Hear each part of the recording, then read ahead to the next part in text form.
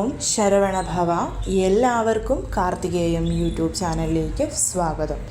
ഇന്നത്തെ വീഡിയോയിൽ ഞാൻ നിങ്ങളുമായിട്ട് 3 കാര്യങ്ങളാണ് പങ്കുവയ്ക്കുന്നത്. ഒന്ന്, ഒക്ടോബർ മാസത്തിലെ അഭിജിത്ത് നക്ഷത്രം വരുന്നത് നാളെ ഒക്ടോബർ 2 വിജയദശമിയോട് കൂടിയിട്ടാണ്.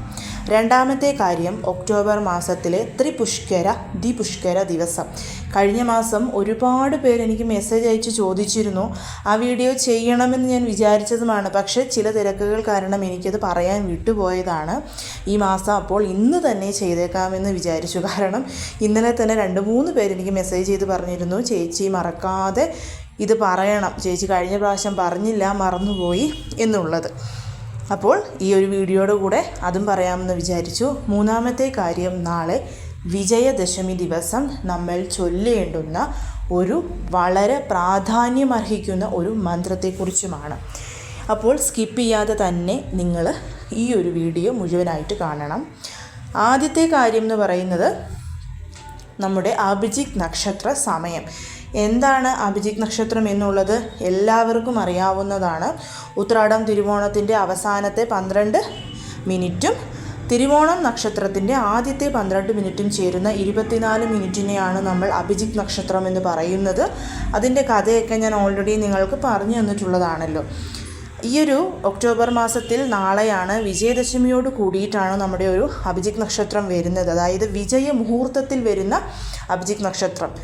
ഇത് മാത്രവുമല്ല, ഇത് കന്നിമാസമാണ്. അതായത് ഭഗവാൻ മഹാവിഷ്ണുവിന് വളരെയധികം, വെങ്കടേശ്വര ഭഗവാന്റെ പ്രിയപ്പെട്ട മാസം. അപ്പോൾ തിരുവോണം നക്ഷത്രവും വളരെയധികം ഓസ്പിഷ്യസ് ആണ് ഈ ഒരു മാസം എന്ന് നിങ്ങളോട് ഞാൻ പറഞ്ഞിരുന്നു. വ്യാഴാഴ്ചയാണ് നമ്മുടെ അഭിജിത്ത് നക്ഷത്രം വന്നിരിക്കുന്നത്. വ്യാഴാഴ്ച എന്ന് പറയുന്നത് ഗുരുഭഗവാന്റെ ദിവസമാണ്.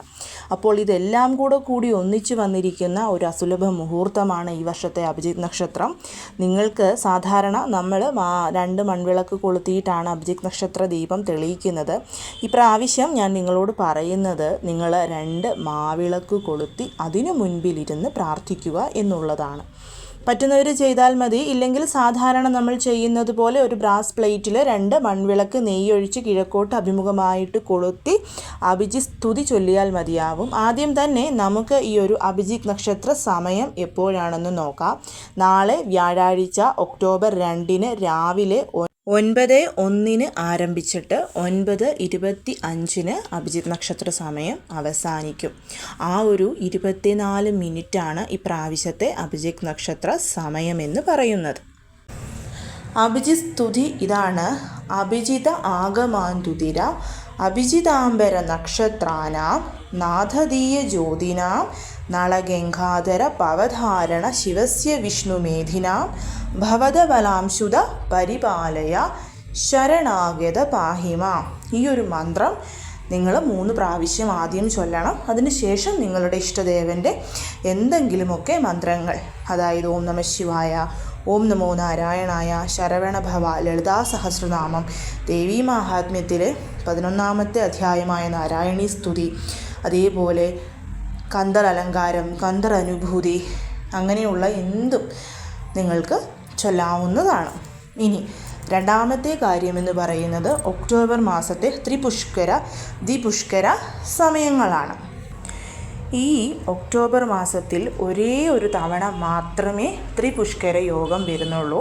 അത് വരുന്നത് ഒക്ടോബർ 28 ചൊവ്വാഴ്ചയാണ്. ചൊവ്വാഴ്ച വൈകിട്ട് 3:45 തുടങ്ങുന്ന ത്രിപുഷ്കര യോഗം അവസാനിക്കുന്നത് ഒക്ടോബർ 29 ബുധനാഴ്ച അതിരാവിലെ 6:33 കൂടിയിട്ടാണ്.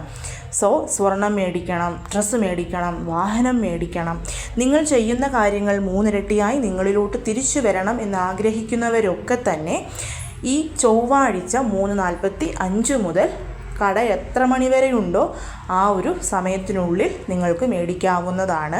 ത്രിപുഷ്കര യോഗം എന്ന് പറഞ്ഞു കഴിഞ്ഞാൽ നമ്മൾ എന്ത് ചെയ്താലും അത് 3 പ്രാവശ്യം നമ്മൾക്ക് വീണ്ടും റിപ്പീറ്റ് ചെയ്യാൻ സാധിക്കും. നമ്മുടെ ചാനലിൽ അത് കണ്ട് ഒരുപാട് പേര് ചെയ്ത് ഒരുപാട് പേർക്ക് ഫലം കിട്ടിയിട്ടുള്ള ഒന്നാണ്. ഇനി ഈ ഒരു ഒക്ടോബർ മാസത്തിലെ ദ്വിപുഷ്കര യോഗം, അതായത് ത്രിപുഷ്കര യോഗത്തിൻ്റെ അതേ ഫലമാണ് ദ്വിപുഷ്കര യോഗത്തിന്. ത്രിപുഷ്കര യോഗം എന്ന് പറഞ്ഞാൽ നമ്മൾക്ക് 3 പ്രാവശ്യം റിപ്പീറ്റ് ചെയ്യാൻ പറ്റുമെങ്കിൽ ദ്വിപുഷ്കര യോഗം എന്ന് പറയുന്നത് 2 പ്രാവശ്യം നമുക്ക് റിപ്പീറ്റ് ചെയ്യാൻ സാധിക്കും എന്നുള്ളതാണ്.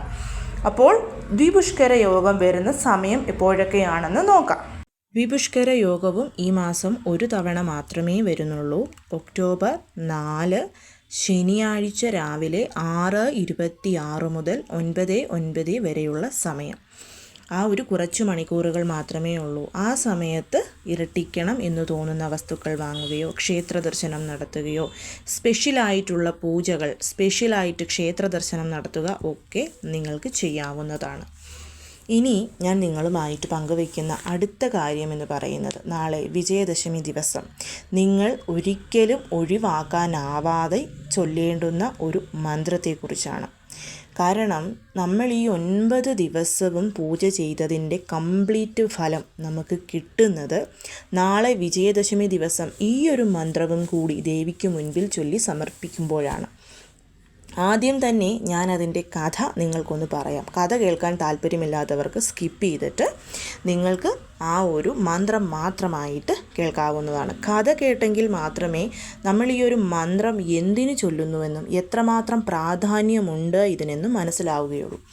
നമുക്കൊക്കെ അറിയാം, മഹാഭാരതത്തിൽ ശ്രീരാമൻ രാവണനെ വധിക്കാൻ വേണ്ടിയിട്ട് പോകുമ്പോൾ അവർ വിശ്രമിക്കാൻ വേണ്ടി ഒരു മരത്തിൻ്റെ ചുവട്ടിലിരിക്കുകയും ശേഷം അവർ ദേവി അപരാജിതയോട് ഈ ആയുധങ്ങൾ, അതായത് ശത്രുക്കൾക്ക് ഇത് ആയുധങ്ങളായിട്ടും അതേപോലെ സുഹൃത്തുക്കൾക്ക് ഇത് പൂമാലകളായിട്ടും തോന്നണമേ എന്ന് പ്രാർത്ഥിച്ചുകൊണ്ട് അവർ ആ ഒരു രാത്രി മുഴുവൻ എന്തു ചെയ്തു?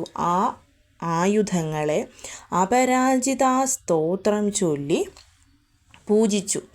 അപരാജിതാ സ്തോത്രം എന്ന് പറയുന്നത് നമ്മുടെ ദേവീ മാഹാത്മ്യത്തിലെ ദേവീ സൂക്തമാണ്. അത് ഞാൻ നിങ്ങളുമായിട്ടിവിടെ പങ്കുവയ്ക്കുന്നുമുണ്ട്.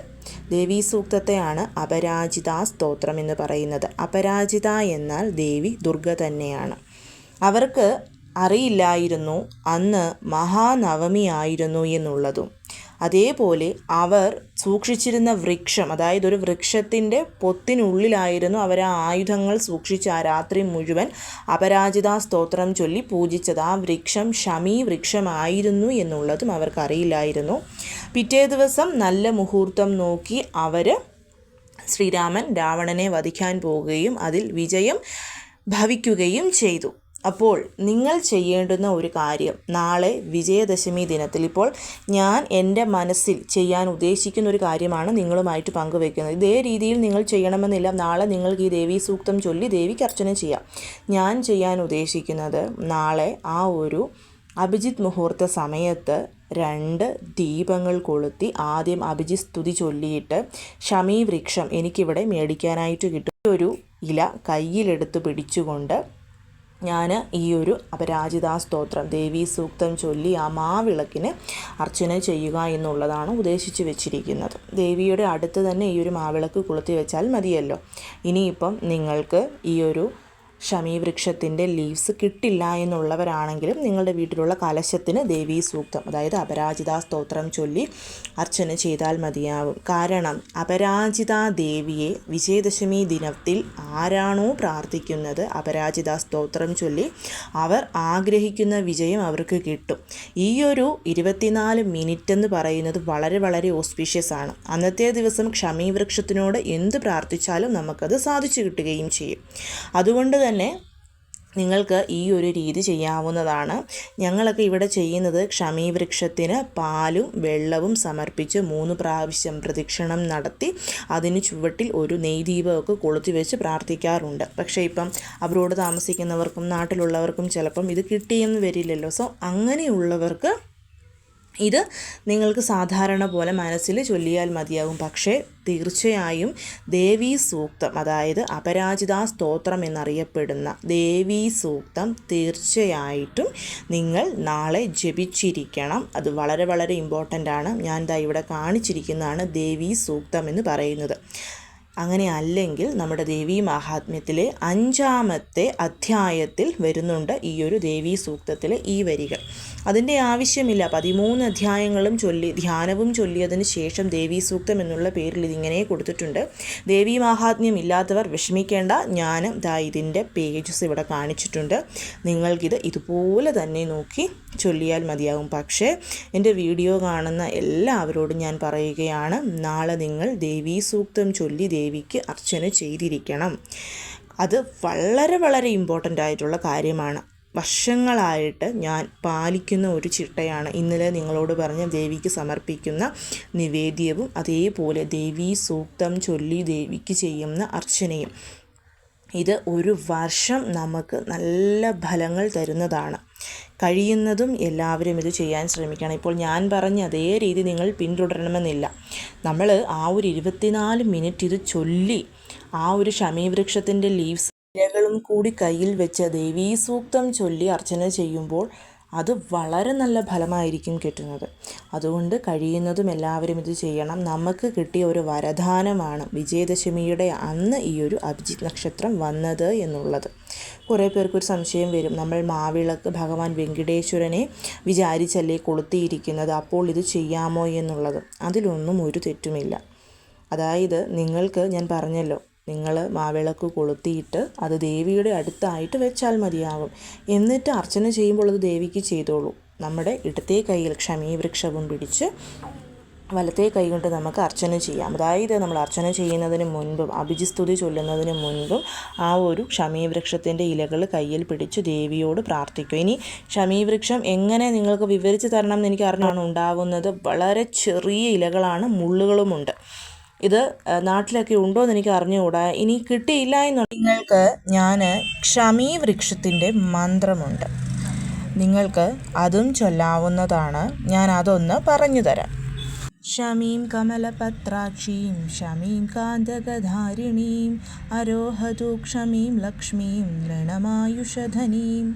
ഇതാണ് മന്ത്രം. ഇത് നിങ്ങൾക്ക് ഒരു 3 പ്രാവശ്യം ജപിക്കാവുന്നതാണ്. ഇത് ചൊല്ലിയാലും നമുക്ക് നല്ല ഫലം തന്നെ ലഭിക്കും. ആ ഒരു ഇല കിട്ടാത്തവർക്ക് വേണ്ടിയിട്ടാണ് ഇത് ഞാൻ പറഞ്ഞു തന്നത്. അപ്പോൾ നാളത്തെ ദിവസം എല്ലാവരും മിസ് ചെയ്യാതെ ഈ കാര്യങ്ങളൊക്കെ ചെയ്യണം. എല്ലാവരെയും മുരുകൻ അനുഗ്രഹിക്കട്ടെ. ഓം ശരവണഭവ.